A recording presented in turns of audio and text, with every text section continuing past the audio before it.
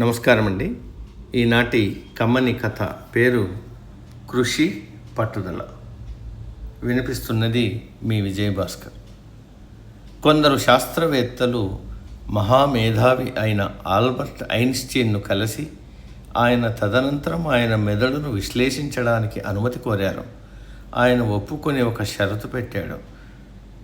తాను ఒక sealed cover రాసి ఉంచుతానని, తన మెదడును విశ్లేషించిన తర్వాత మాత్రమే కవరు విప్పి చదవాలన్నది షరతు. దానికి వాళ్ళు ఒప్పుకున్నారు. కొన్నాళ్లకు ఐన్స్టీన్ మహాశయుడు చనిపోయాడు.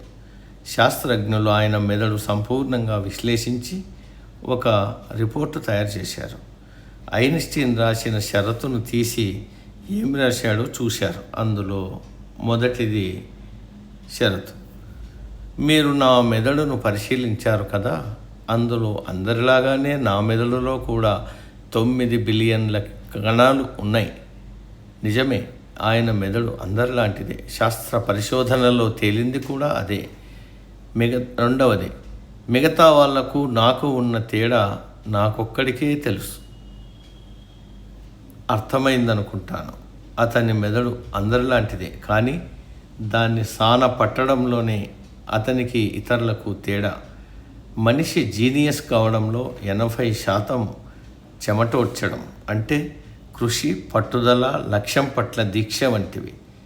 మిగిలిన 20% సవాళ్లను స్వీకరించడం.